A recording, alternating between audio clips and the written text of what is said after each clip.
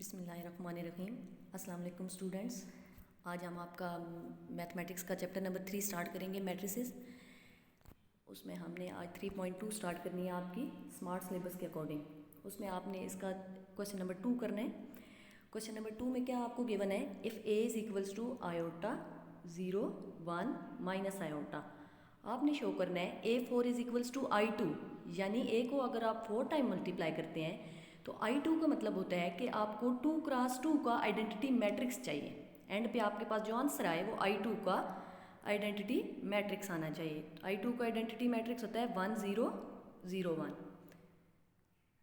1 0 0 1। एक कॉलम आपको दिया गया है 1 0 1 माइनस आयोटा। A4 निकालने के लिए बच्चों सबसे पहले आपको ए स्क्वायर चाहिए। ए स्क्वायर निकालने के लिए ए की 2 टाइम्स मल्टीप्लिकेशन करेंगे। ए का मैट्रिक्स लिखेंगे 1 0 1 माइनस आयोटा। सेम टाइम ए का वही मैट्रिक्स लिख के इनकी आपस में मल्टीप्लिकेशन करेंगे।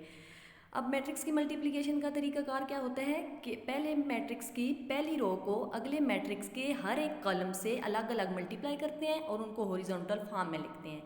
जैसा कि पहले मैट्रिक्स की पहली रो का एलिमेंट है फर्स्ट एलिमेंट आयोटा, अगले मैट्रिक्स के पहले कॉलम का पहला एलिमेंट है आयोटा। तो मीन्स हम आयोटा को आयोटा से मल्टीप्लाई करेंगे, दरमियान में प्लस का साइन 0 इंटू 1।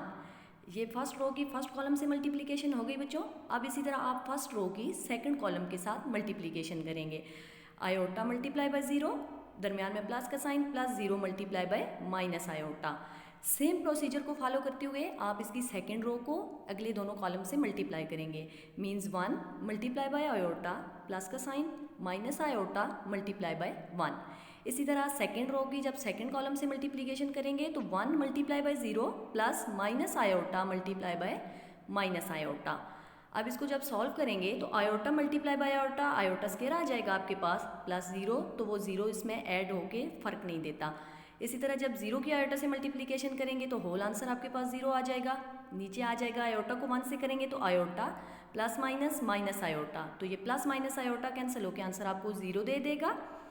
इसी तरह 0 जब 1 से मल्टीप्लाई होगा 0 आएगा, प्लस माइनस माइनस मल्टीप्लाई होकर आपको प्लस दे देंगे तो आयोटा इंटू आयोटा आपके पास क्या आ जाएगा, आयोटा स्क्वायर।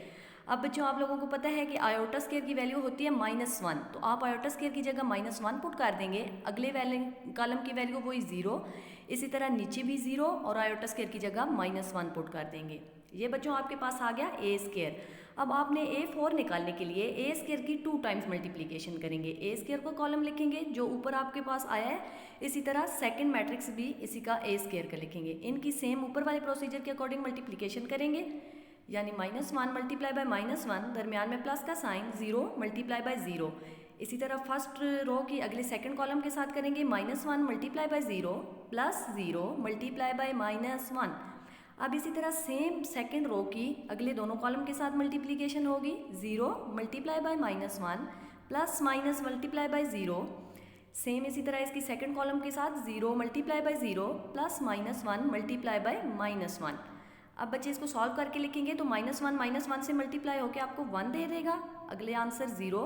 नीचे भी इसी तरह 0 आ जाएगा आपके पास और -1 से मल्टीप्लाई होकर आपको 1 दे देगा।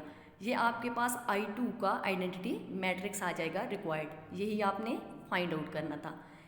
नेक्स्ट देखते हैं बच्चे, आपने इसका क्वेश्चन नंबर 3 करना है, फाइंड x एंड y। आपने x एंड y की वैल्यूज़ निकालनी है। तो मैट्रिक्स में आपको वैल्यूज़ दी गई हैं x + 3 1 -3 3y -4। इसके क्रॉसपोंडिंग इक्वल मैट्रिक्स दिया गया है 2 1 -3 एंड 2। अब बच्चे मैट्रिसेस की डेफिनेशन के अकॉर्डिंग दो मैट्रिक्स में इक्वलिटी जब होल्ड करती है तो उसकी पहले वाली एंट्री पहले की इक्वल आती है, सेकंड की इक्वल, थर्ड की इक्वल एंड फोर्थ की इक्वल। इसके अकॉर्डिंग हम लिखेंगे तो फर्स्ट एंट्री जब सेकंड के फर्स्ट एंट्री के साथ कंपेयर करके लिखेंगे तो ये आ जाएगा x + 3 = 2।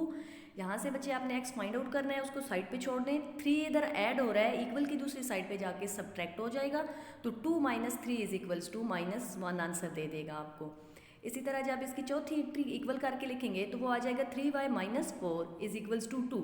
यहाँ से बच्चे आपने y को वेरीफाई करना है तो y साइड पे रह जाएगा, ये -4 उधर जाके +4 हो जाएगा, तो ये 6 बन जाएगा। आपने बच्चे y की वैल्यू फाइंड आउट करनी है, ये 3 इधर आके डिवाइड हो जाएगा तो y की वैल्यू आ जाएगी 2। सेम इसका दूसरा पार्ट आपने करना है। इसी तरह दो मैट्रिक्स दिए गए हैं, इसकी इक्वलिटी की डेफिनेशन के अकॉर्डिंग इन्होंने नीचे लिख लिया है x+3 1 मैट्रिक्स है आपके पास -3 3y -4 is equals to y 1 -3 and 2x। तो जब आप ये इक्वलिटी की डेफिनेशन के अकॉर्डिंग लिखेंगे तो x+3 is equals to y and 3y -4 is equals to 2x। यहाँ से बच्चे आपने x माइनस वाई निकाल लेंगे इक्वेशन की फॉर्म में, y इधर प्लस का था इस साइड पे आके माइनस का हो जाएगा, इज इक्वल्स टू ये 3 इधर प्लस का था इधर आके माइनस का हो जाएगा। इसी तरह यहाँ से 2x ये +3y इधर प्लस का है इधर जाके माइनस हो जाएगा और ये 4 इस साइड पे माइनस का ही रहेगा। इसके बाद आप क्या करेंगे, पहली इक्वेशन को 3 से जब मल्टीप्लाई करेंगे तो यहाँ पे आ जाएगा 3x, पहली इक्वेशन को 3 से मल्टीप्लाई करेंगे तो 3x - 3y is equals to -9 आ जाएगा। अब आप इस तरह करें कि जो पहले आपके पास इक्वेशन नंबर 2 है उसको जो रिक्वायर्ड इक्वेशन 3 आई है उसमें से सब्ट्रैक्ट कर दें। जब बच्चे आप सब्ट्रैक्ट करते हैं तो ये आ जाता है 3x - 3y is equals to -9। इसमें से सब्ट्रैक्ट करते हैं तो आपके पास स्प्लिट होके x की वैल्यू आ जाती है, x की वैल्यू आपके पास आ जाएगी -5। अब आपके पास जो एक्सप्रेशन नंबर 1 है उसमें आपके पास है y is equals to x+3। आपने x की वैल्यू -5 फाइंड आउट की है तो वो x की जगह रिप्लेस कर दें, x की जगह आ जाएगा -5 + 3। तो इन दोनों को एडिशन करेंगे तो बड़ी वैल्यू के साथ माइनस है तो -5 + 3 इज इक्वल्स टू -2 आ जाएगा। ये आपकी x और y की रिक्वायर्ड वैल्यू आ गई हैं। इसके बाद आपने क्वेश्चन नंबर 5 करना है बच्चों।